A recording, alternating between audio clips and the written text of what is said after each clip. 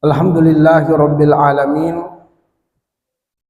Wassalatu wassalamu ala asyrafil anbiya'i wal mursalin wa ala alihi wa sahabatihi ajma'in, amma ba'du.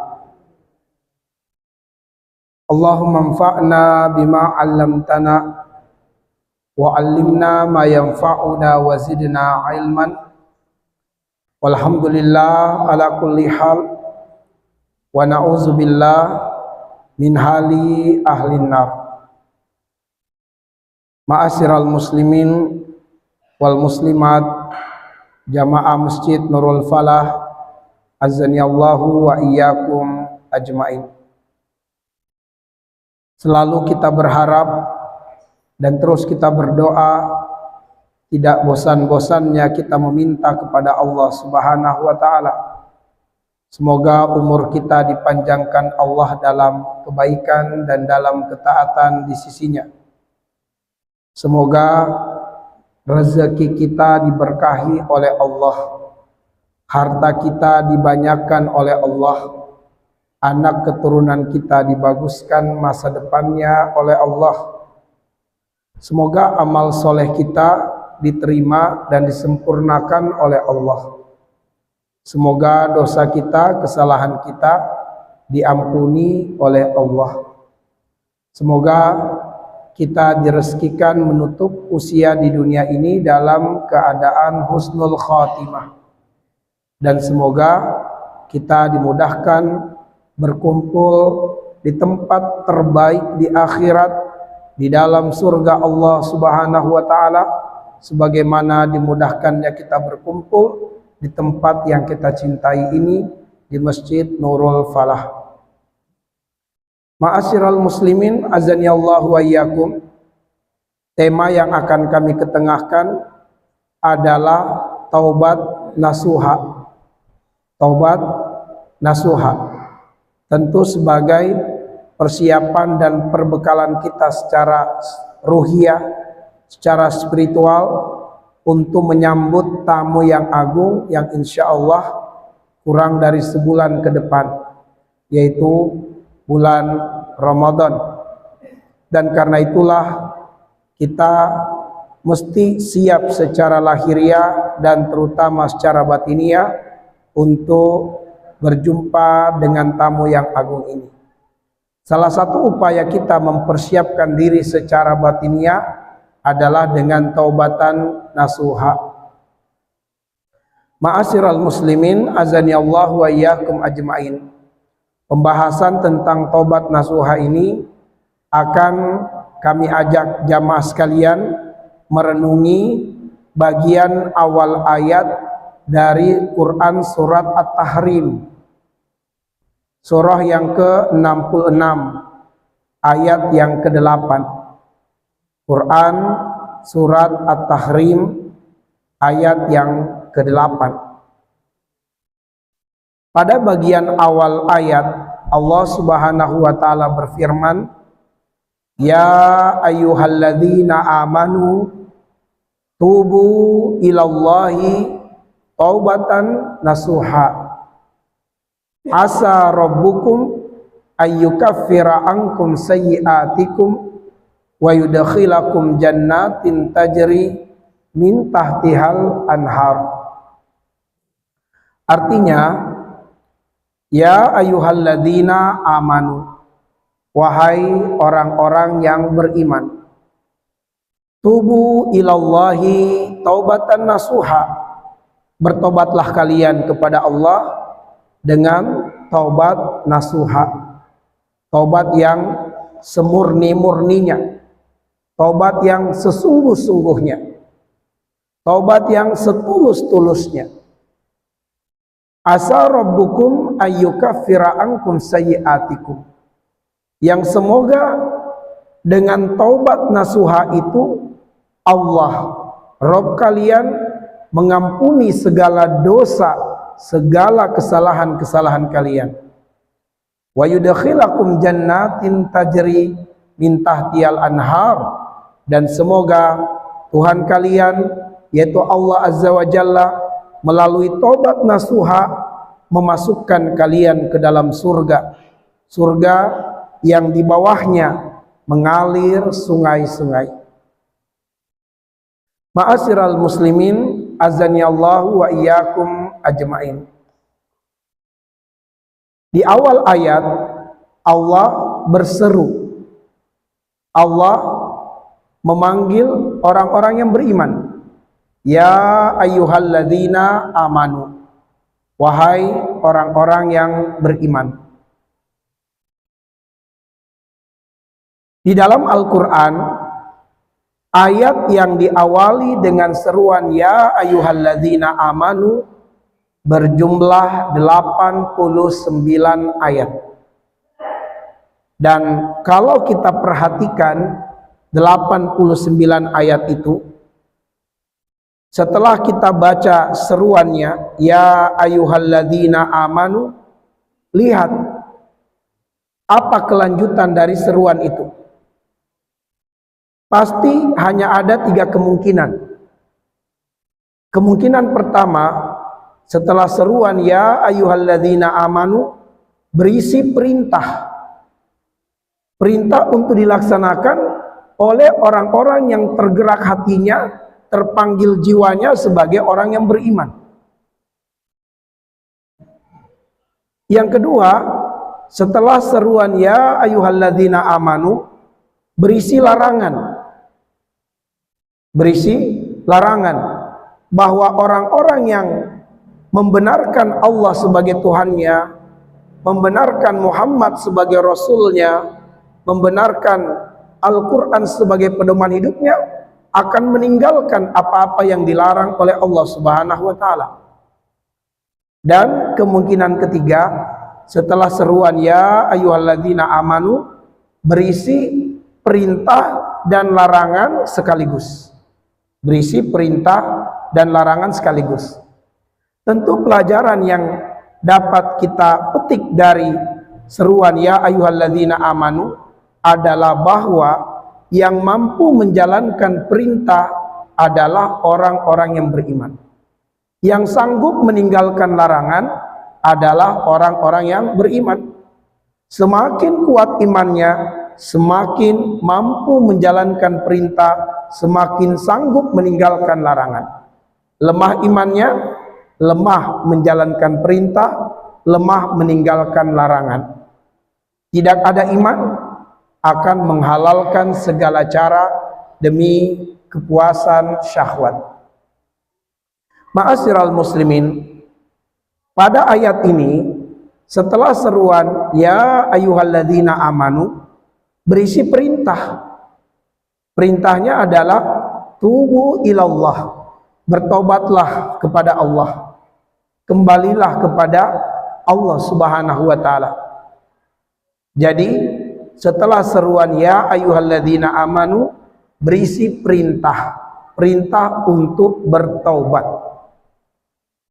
Ada 3 rahasia, ada 3 rahasia pada seruan kepada orang yang beriman untuk bertobat. Apa 3 rahasia itu?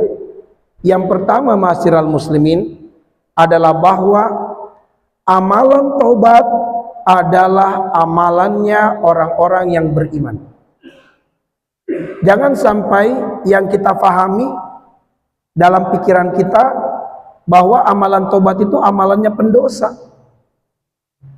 Amalan taubat itu adalah amalan orang yang beriman. Salah satu amalan taubat itu adalah istighfar. Baginda Nabi Shallallahu Alaihi Wasallam dalam riwayat Imam Bukhari dan Muslim tidak kurang istighfarnya 100 kali setiap hari. Itu Nabi. Bahkan surat An-Nasr, surat yang terakhir turun di dalam Al-Quran, An-Nasr yang sudah kita hafal bersama, pada ayat yang ketiga ada perintah kepada Nabi Sallallahu Alaihi Wasallam, perintah untuk memperbanyak istighfar. Fasabbih bihamdi rabbika wastaghfirhu innahu kana tawwaba. Ketika kaum muslimin bergembira, bersukacita dengan turunnya surat An-Nasr, Abu Bakar As-Siddiq menangis sejadi-jadinya seperti anak kecil yang merengek meminta sesuatu kepada ibunya.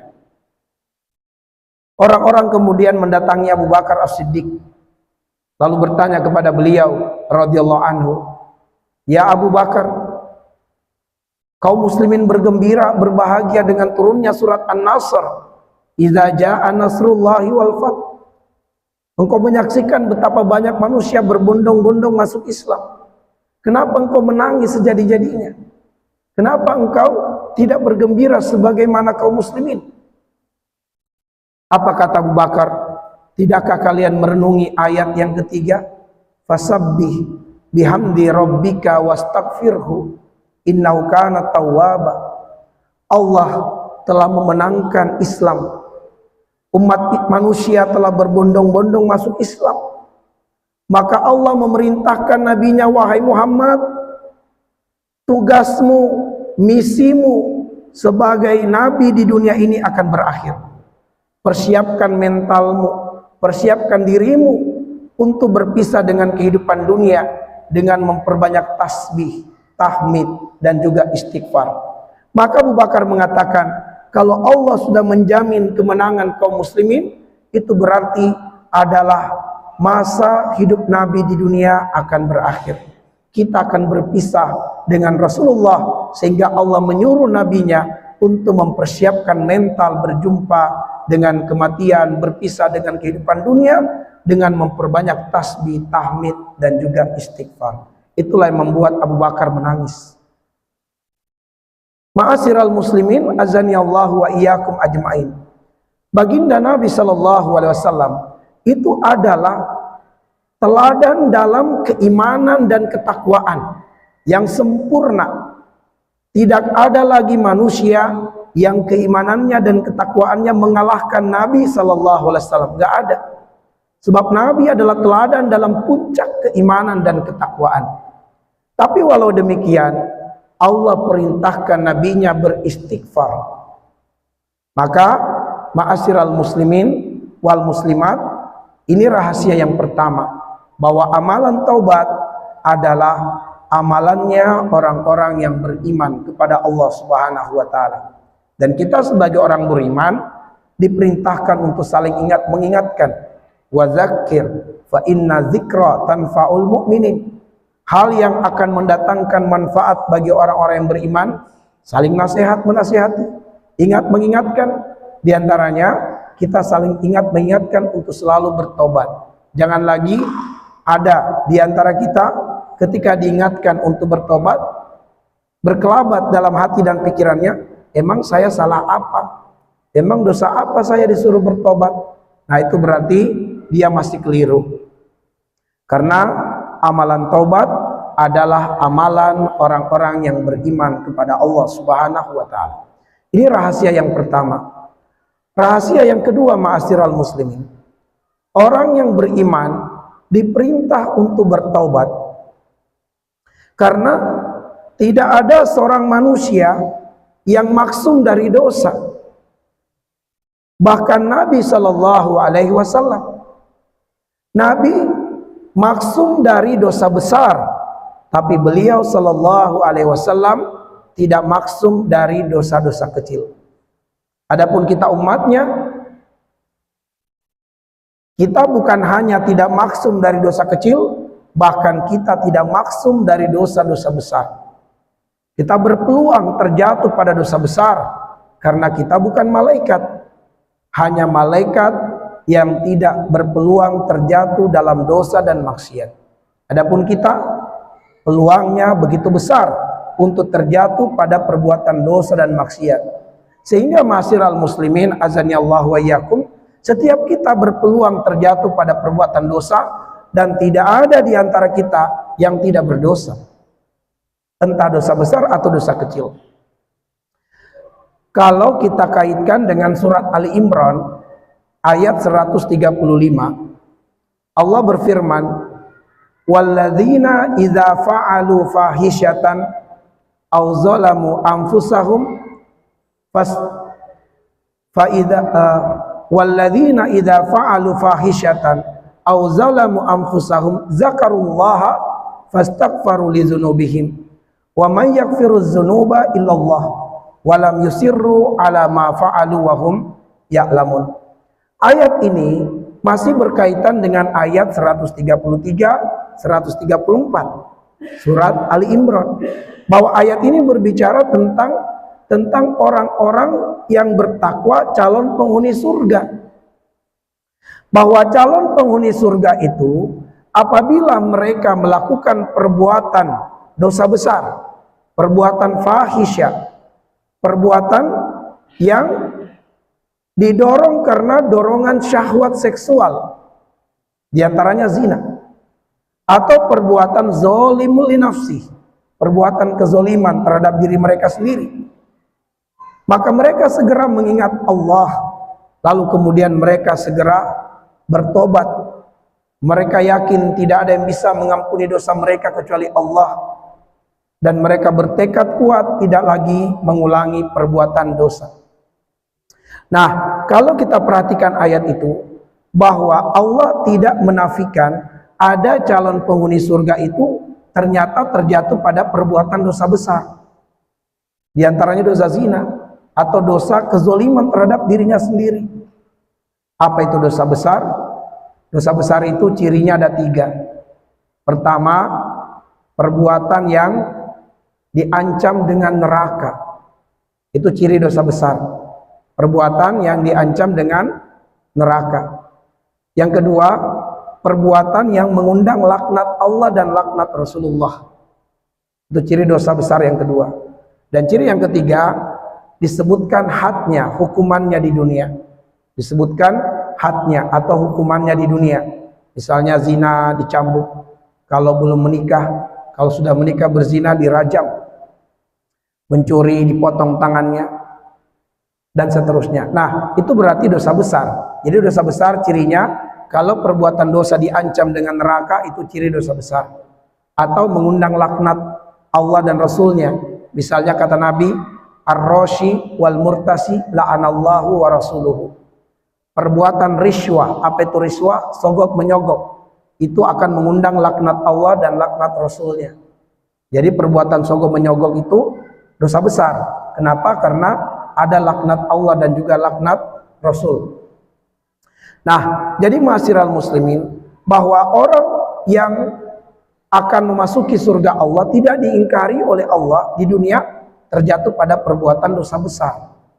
Ya, dosa besar. Dosa zina, dosa fahisyah, dosa kezoliman atau yang lainnya. Tetapi mereka segera bertaubat kembali kepada Allah, lalu bertekad tidak lagi mengulangi perbuatan dosa.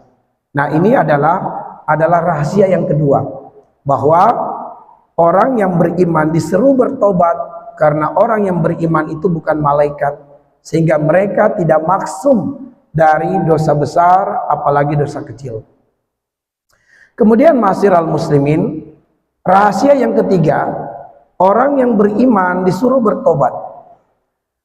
Ma'asyiral muslimin, Allah Subhanahu wa taala menguji kita orang-orang yang beriman dengan kecondongan untuk berbuat dosa itu begitu dahsyat daya tariknya, begitu kuat magnetnya, sehingga sangat sedikit dari kita itu yang benar-benar tidak terjatuh dari dosa, itu sangat sedikit. Kalaupun ada, ya sangat langka sekali, tapi hampir tidak ada, bahkan mungkin tidak ada.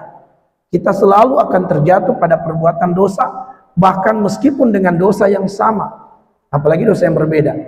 Dosa yang sama saja terkadang kita terjatuh lagi. Nah, ma'asyiral muslimin, Allah mengatakan falhamaha fujuraha wa taqwaha. Ya, kata para mufasir bahwa Allah jadikan kecondongan jiwa itu pertama-tama adalah pada perkara yang fujur, barulah pada perkara yang takwa. Itu menunjukkan daya tarik berbuat kefujuran itu lebih kuat. Dalil yang lainnya adalah surat Al-Maidah ayat 100. Allah mengatakan, "Qul la yastawi al-khabisu wat-thayyibu walau a'jabaka kasratul khabis." Tidak sama antara yang buruk dan yang baik. Antara yang haram dan halal nggak sama, kata Allah. Meskipun yang buruk, yang haram itu lebih menarik, lebih menggoda. Jadi Allah membuat ada jalan-jalan untuk kita terjatuh pada penyimpangan, jauh dari jalan yang lurus. Kenapa? Sebab dengan cara itulah kita bisa mengenal Allah sebagai Al-Ghafur. Kita bisa mengenali Allah sebagai At-Tawwab. Kita bisa mengenali Allah. Coba kita lihat surat Ibrahim ayat 34. Kita sandingkan dengan surat An-Nahl ayat yang ke-18. Di surat Ibrahim ayat 34 Allah mengatakan, wa atakum min kulli ma saltumuh wa in ta'udu nikmatallah la tusuha innal insana lazalumun kafar. Allah pengen memberitahukan kepada kita, Allah itu sudah memberikan nikmat yang sangat banyak kepada manusia. Saking banyaknya nikmat yang Allah berikan kepada manusia, nikmat Allah nggak bisa dihitung, saking banyaknya. Tapi manusia merespon nikmat Allah dengan berbuat kezoliman dan kekufuran. Lalu perhatikan An-Nahl ayat 18. Ada perulangan ayat, perulangan lafaz. Apa itu? Wa in ta'uddu nikmatallahi la tusuha. Andaikan kalian bermaksud merekap, menghitung, mentotal nikmat Allah, kalian tidak mampu. Tapi lihat ujung ayatnya, innallaha laghafurur rahim. Para mufassir mengatakan lafaz wa in ta'udu nikmatallahi la tusuha ini berulang 2 kali di dalam Al-Qur'an. Ibrahim ayat 34, An-Nahl ayat 18. Tapi ujungnya itulah rahasianya, bahwa di surat Ibrahim ayat 34 nikmat Allah yang begitu banyak dibalas manusia dengan kezoliman dan kekufuran. Tapi kemudian di surat An-Nahl ayat 18 nikmat Allah yang begitu banyak diberikan kepada manusia, lalu manusia membalasnya dengan kekufuran. Tapi manakala manusia mau bertobat, innallaha laghafurur rahim. Allah Maha Pengampun lagi Maha Penyayang. Maka orang yang beriman akan mengenali Allah sebagai Al-Ghafur, akan mengenali Allah sebagai At-Tawwab dengan setelah dia terjatuh pada perbuatan dosa. Ma'asyiral muslimin, apa itu At-Tawwab? At-Tawwab itu artinya adalah Allah mengaruniakan nikmat bertaubat, kemudian Allah menggerakkan hati hambanya untuk bertobat, dan Allah menerima taubatnya. Itulah At-Tawwab. Seperti amalan sedekah, kata para ulama tafsir. Seperti amalan sedekah, Allah memberikan rezeki kepada seorang hamba, lalu Allah menggerakkan hatinya berinfak dan bersedekah, lalu Allah menerima infak dan sedekahnya. Itulah Allah Ar-Razzaq. Tapi At-Tawwab, Allah mengaruniakan nikmat taubat kepada hambanya, menggerakkan hatinya untuk bertobat, dan Allah Subhanahu wa ta'ala menerima taubat hambanya. Nah, inilah rahasianya ma'asyiral muslimin, sehingga orang-orang yang beriman kepada Allah itu hatinya, kata Nabi, al-ismu mahaka fi sadrika wa karihta yattali'a alaihin nas. Orang yang beriman itu kalau terjatuh pada perbuatan dosa, dia nggak bakal merasakan ketenangan, gelisah hatinya, tidak bahagia jiwanya, dihantui dengan dosa-dosa itu sampai dia memohon kepada Allah, dia bertobat kepada Allah. Maka saat itulah dia mengharap Allah sebagai Al-Ghaffar, Al-Ghafur, At-Tawwab. Maka dari situlah dia mengenali Allah sebagai At-Tawwab, Al-Ghafur, Al-Ghaffar. Baik, ma'asyiral muslimin, azani Allahu wa iyyakum ajmain. Selanjutnya Allah mengatakan, ya ayyuhalladzina amanu tubu ilallahi taubatan nasuha. Wahai orang yang beriman, bertobatlah kalian dengan tobat nasuha. Tobat itu secara bahasa artinya arruju ilallah, kembali kepada Allah Subhanahu wa ta'ala, kembali kepada Allah. Ibarat sebuah jalan yang lurus, dan jalan yang lurus ini adalah siratal mustaqim, jalan yang selalu kita berdoa agar kita berada di atas jalan itu. Ihdinas siratal mustaqim. Dan jalan yang lurus ini disebutkan oleh Allah di dalam Quran surat Asy-Syura ayat 53, siratillahil ladzi lahu ma fis samawati wa ma fil ard Ala ilallahi tasirul umur. Jalan yang lurus itu jalannya Allah, jalan menuju Allah, jalan yang Allah cintai, jalan yang Allah ridhoi. Itulah siratal mustaqim. Lalu kemudian ma'asyiral muslimin, azanillahu wa iyyakum ajmain. Kita terjatuh pada perbuatan dosa yang berarti menyimpang dari jalan yang lurus. Kita menyimpang dari jalan yang lurus. Nah, ketika kita menyimpang dari jalan yang lurus, orang yang beriman akan dihantui dengan kegelisahan, kecemasan, kegalauan, ketakutan. Semakin jauh penyimpangannya, semakin dihantui dengan ketakutan, kegelisahan. Gimana kalau dia mati dalam keadaan seperti ini? Maka akhirnya kemudian Allah menggerakkan hatinya untuk bertobat, lalu dia membuat pilihan untuk membuat jalan berbalik. Nah, ketika dia membuat titik belok, itulah taubat. Dalam jalan beloknya menuju kembali ke jalan yang lurus, inilah yang disebut dengan inabah. Makanya taubat dan inabah itu sama artinya, kembali kepada Allah. Bedanya kalau taubat itu adalah kita kembali kepada Allah setelah kita terjatuh pada sesuatu yang Allah tidak ridhoi, dan inabah kita kembali kepada Allah meniti jalan yang benar untuk menuju ke siratal mustaqim. Nah, apabila kita berada di atas siratal mustaqim, itulah yang disebut dengan istiqomah. Dan jika kita sudah istiqomah di atas siratal mustaqim, apa yang harus kita lakukan? Bersabar sampai datang kematian. Allah mengatakan, wa'bud rabbaka hatta ya'tiyakal yakin. Sembahlah Tuhanmu sampai datang kematian. Jadi kalau sudah di siratal mustaqim, bertahan terus. Kalaupun menyimpang, ayo segera kembali. Begitulah orang yang beriman. Mungkin dia menyimpang tapi segera kembali, nggak akan berlama-lama, karena dia akan dihantui dengan kegelisahan, ketakutan. Itulah hati yang dimiliki oleh orang-orang yang beriman. Namun ma'asyiral muslimin, hati orang-orang yang beriman ini, kalau kemudian dosa yang dilakukan, hatinya akan memberikan nasihat. Hatinya akan memberikan nasihat. Hatinya akan mengingatkannya, jangan. Jika kembali dia melakukan, maka hatinya memberi nasihat, tapi sudah mulai redup kekuatannya. Kekuatan nasihatnya mulai melemah. Diulang lagi maksiat, sampai akhirnya hatinya menjadi mayit, diam, tidak lagi memberikan nasihat. Maka tidaklah hati itu menjadi diam, tidak memberi nasihat ketika terjatuh pada dosa dan maksiat, kecuali karena dosa dan maksiat itu berulang-ulang dikerjakan.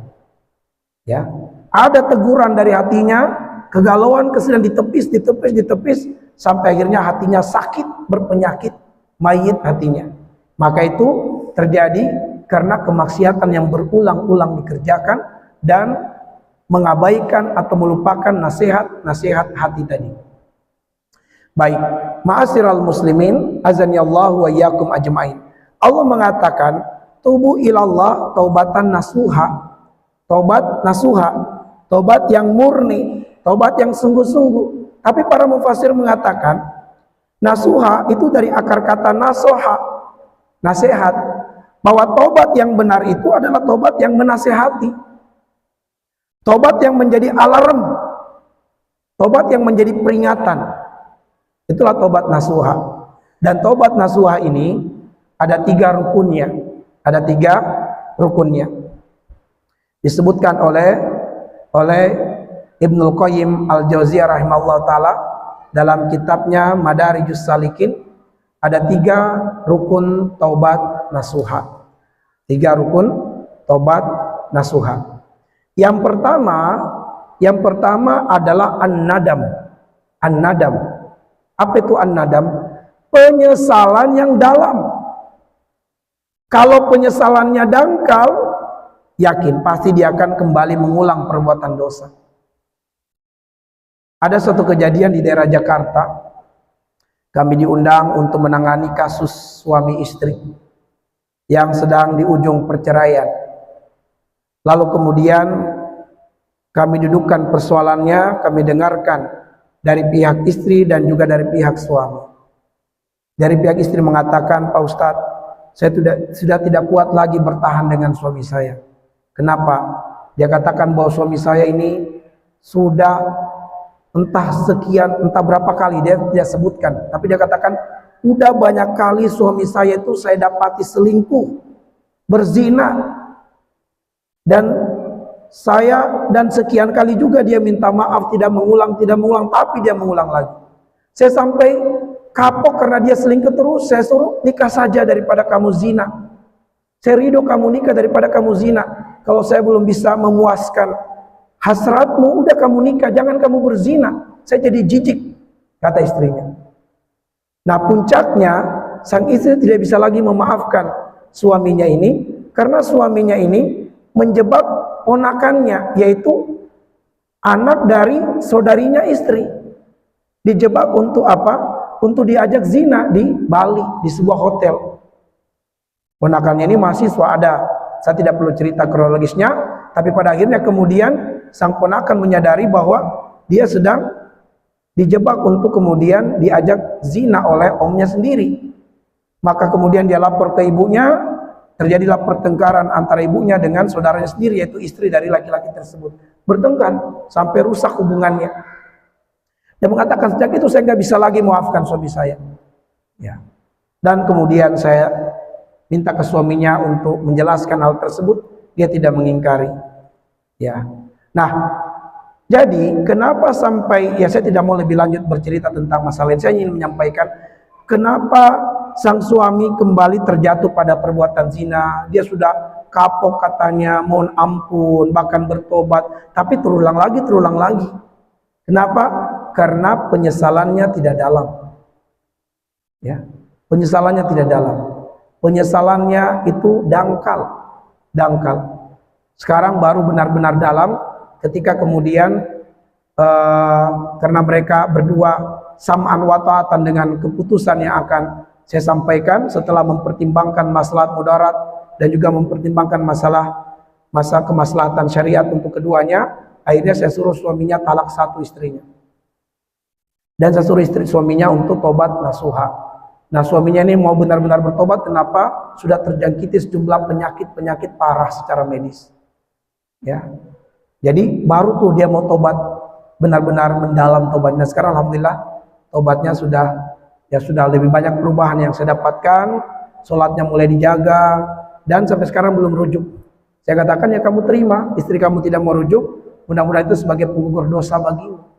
Ya, dia menyesal, dia mengatakan, baru terbayang betapa baiknya istrinya selama ini, betapa sabarnya, tapi dia sudah kehilangan itu. Saya katakan, kamu bersabar. Kalau istrimu kembali lagi, yaitu karena Allah menggerakkan hatinya, karena kamu sudah banyak berubah. Tapi kalau belum terlihat banyak perubahan, mungkin saja istri kamu masih trauma. Itu kesalahan kamu sendiri dan tobat. Alhamdulillah sekarang walaupun kemudian hubungan mereka belum bersama, tapi si suami ini masih bisa berkumpul dengan anak-anaknya dan seterusnya. Itu membuat dia bahagia, bisa mulai ikut pengajian lagi dan seterusnya. Semoga Allah istiqomahkan dia. Baik. Nah, jadi ma'asyiral muslimin, an-nadam, penyesalan harus dalam, nggak boleh dangkal.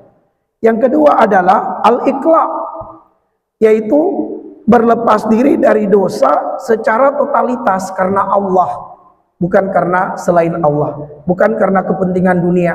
Ada orang yang meninggalkan keburukan, ketika ditanya kenapa, dia mengatakan tahun depan saya mau jadi caleg, jadi saya mau perbaiki diri saya. Nah, motivasinya karena pengen jadi caleg ini tidak akan bertahan. Kalau nanti dia gagal terpilih, bisa kembali lagi pada perbuatan buruknya. Kenapa? Motivasinya bukan lillah. Ada lagi orang yang kemudian meninggalkan keburukan, ditanya kenapa? Ya malu, sudah tua. Ini juga tidak akan kuat, tidak mendalam. Buktinya di daerah Dramaga ada seorang kakek usia 70 tahun, ya dia mencabuli anak tetangganya. Ya. Nauzubillah. Baik. Jadi ma'asyiral muslimin, azanillah wa iyyakum, harus ikhlas, harus totalitas meninggalkan dosa karena Allah, baru disebut tobat nasuha. Dimaksud totalitas ini maksudnya gini. Jika seseorang bertobat dari dosa A tapi masih melakukan dosa B, itu belum tobat nasuha namanya. Ya, tobat nasuha itu totalitas dari semua dosa, bukan dosa A ditinggalkan, dosa B dikerjakan. Itu belum tobat nasuha. Sebab orang yang tobat nasuha itu tidak lagi melihat dosa besar atau kecil, tapi dia melihat kepada siapa dia berdosa, kepada Allah. Kepada Allah Subhanahu wa taala. Maka ma'asyiral muslimin harus benar-benar totalitas meninggalkan dosa. Nah, kemudian yang ketiga, rukun yang ketiga adalah al-azam. Azam. Azam itu tekad yang kuat. Harus kuat.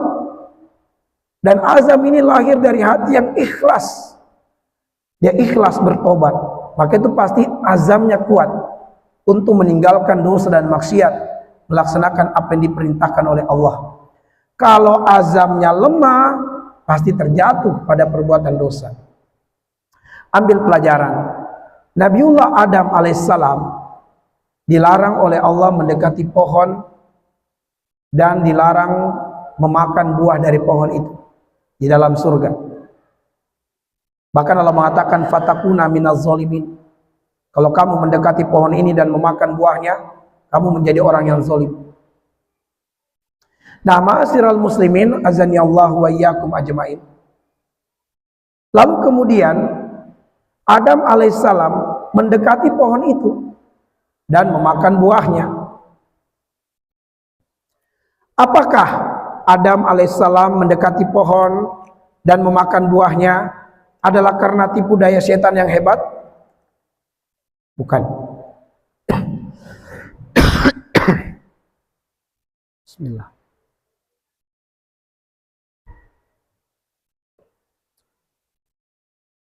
Bukan karena tipu daya setan yang hebat, bukan.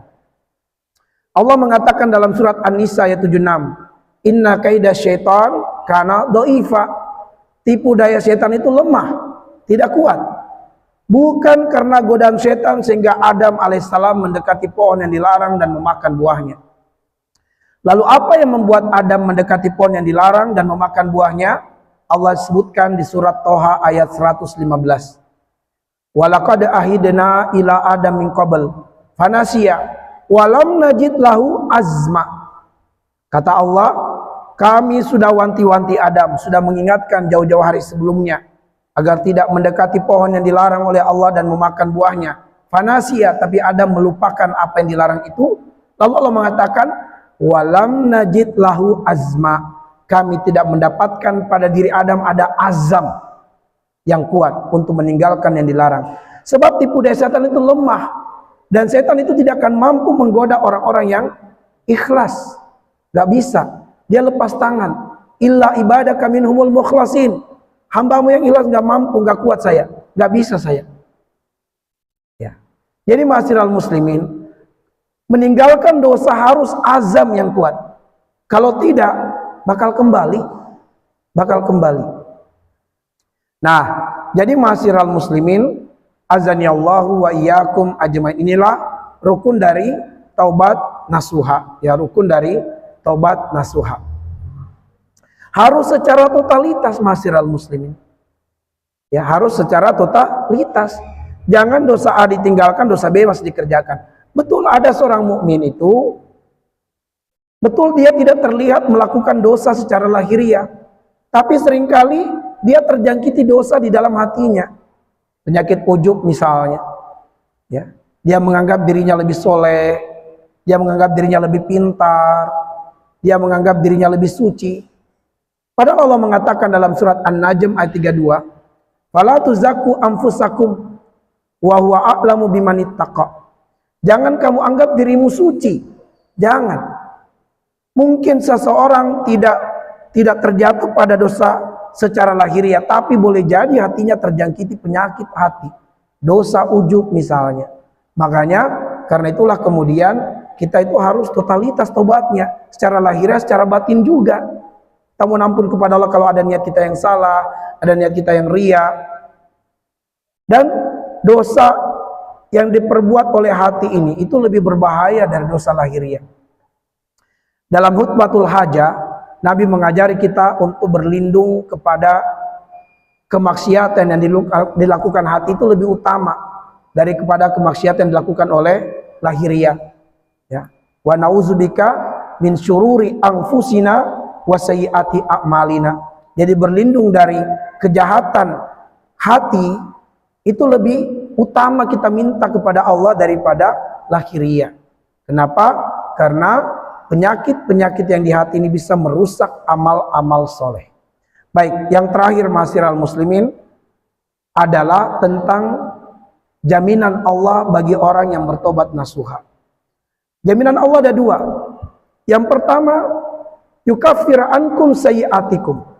Bahwa siapa yang tobat nasuha, tobatnya benar karena Allah, maka Allah akan mengampuni dosanya dan kesalahannya. Yukaffir ankum sayyi'atikum. Maksudnya ma'asyiral muslimin adalah seburuk apapun perbuatan dosa itu, sehina apapun perbuatan dosa itu, tidak akan menjadikan pelakunya hina, tidak akan menjadikan pelakunya tercela kalau ujungnya taubat nasuha. Jadi kalau ujungnya taubat nasuha, maka seseorang yang telah terjatuh dalam kubangan dosa yang sangat dalam tidak akan menjadi tercela kalau ujungnya taubat nasuha. Ini janji Allah. Yukaffir ankum sayyi'atikum. Ma'asyiral muslimin azanillahu wa iyyakum. Ada kisah nyata di daerah Ciamas, ya, seorang muslimah yang suaminya baik, soleh, ya, betul-betul menjalankan kewajiban sebagai kepala keluarga. Tapi si muslim ini diuji oleh Allah dalam pertemuan acara reunian di bulan Ramadan beberapa tahun yang lalu. Nah, acara reunian buka puasa dengan teman-teman seangkatan kuliahnya. Saat itu memang dia tidak bawa pasangan. Nah, di sana ketemu dengan mantan pacar dulu waktu kuliah. Si mantan pacar juga tidak bawa istrinya di acara itu. Akhirnya mereka saling mendekat, saling bercerita, saling bertukar nomor kontak, cinta lama bersemi kembali. Ya. Dan setelah acara reunian itu mereka saling kontak-kontakan dan beberapa kali bertemu di hotel hingga berzina. Dan akhirnya kemudian Allah bongkar aibnya ini. Umar bin Khattab mengatakan, tidaklah Allah membongkar aib seorang hamba kecuali karena keburukan yang berulang-ulang dilakukan. Ya, jadi kalau dosa itu diulang-ulang dan ini dosa besar, hamba juga nggak kapok-kapok dan Allah ingin kebaikan kepada hamba, Allah akan buka aibnya. Mungkin itu memalukan, tapi itu lebih baik daripada aibnya nggak dibuka oleh Allah Subhanahu wa taala. Dengan dibuka ada peluangnya dia malu lalu dia bertobat kepada Allah. Nah, si perempuan ini akhirnya ketahuan, diceraikanlah oleh suaminya, dipulangkan ke orang tuanya. Lalu si perempuan meminta pertanggungjawaban mantan pacarnya karena dia hamil. Bahkan ketika dia melahirkan, anaknya itu benar-benar gennya ke pacarnya itu. Ya, tapi mantan pacarnya nggak mau, dia mengatakan, jangan ganggu saya dan keluarga saya. Akhirnya kemudian perempuan ini menangis, jadi-jadinya dia kehilangan suaminya, kehilangan anak-anaknya, bahkan dia menjadi buah bibir yang buruk di masyarakat karena ketahuan dibongkar aibnya oleh Allah. Maka kita nasihatkan kepadanya taubat nasuha, gak usah bunuh diri. Sebab seringkali orang kalau sudah begini berpikirnya bunuh diri, gak menyelesaikan masalah. Taubat nasuha, kalau taubat nasuha, seburuk apapun perbuatan tidak akan menjadi celaan, ujungnya taubat nasuha. Kalau tegak syariat dia dirajam, tapi ketika tidak tegak syariat harus taubatan nasuha. Imam Hasan Al-Basri mengatakan, asli bainaka wa baina rabbika yusli bainaka wa bainan nas. Fokuslah membaguskan hubunganmu dengan Allah, Allah yang akan perbaiki hubunganmu dengan manusia. Baik, ini janji Allah yang pertama. Janji Allah yang kedua adalah wa yudkhilakum jannatin tajri min tahtihal anhar. Allah akan memasukkannya ke dalam surga. Dengan taubat nasuha Allah akan masukkan ke dalam surga. Bahkan di dalam surga diceritakan Allah di bawahnya ada sungai mengalir. Disuruh kita berhayal, bermimpi supaya apa? Kita jadikan masuk surga sebagai visi, sebagai cita-cita. Semakin terang visi, semakin terang cita-cita, itulah yang akan membuat kita semakin kuat bersabar di dalam taubat nasuha. Jadi ma'asyiral muslimin azanillahu wa iyyakum, digambarkan Allah surga itu di bawahnya ada sungai mengalir supaya kita hayalkan, kita bercita-cita, membayangkannya. Semakin terang visi, semakin kuat kita bersabar. Kalau tidak kuat visi, yakinilah sabarnya pasti lemah. Jadi tips untuk kuat bersabar dalam menjalani proses misi adalah pertajam visinya, perterang visinya. Itulah perkataan Nabiullah Khidir kepada Musa, innaka lan tastati'a ma'iya sabra Wa kaifa tasbiru ala ma lam tuhitu bihi khubra. Kamu nggak bakal bisa bersabar dengan saya. Bagaimana mungkin kamu bisa bersabar untuk sesuatu yang kamu tidak punya pandangan masa depan? Ya, dan Musa terbukti nggak bisa bersabar bersama dengan Khidir. Maka disitulah rumus untuk bisa bersabar menjalani proses, harus kuatkan visinya, perterang, perjelas visinya. Maka tobat nasuha akan sungguh-sungguh dijalankan kalau visi kita terang dan jelas masuk ke dalam surga Allah. Baik, ma'asyiral muslimin, demikian yang bisa kami sampaikan. Lebih dan kurangnya mohon dimaafkan. Naktafi bihadzal qadar. Nas'alullah ayyaj'alana minal ladzina yastami'unal qaula wa yattabi'una ahsanahu.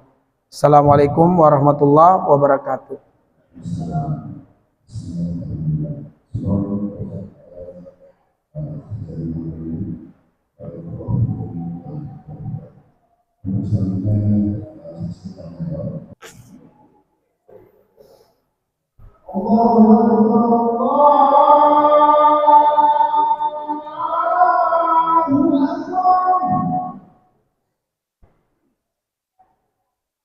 Allah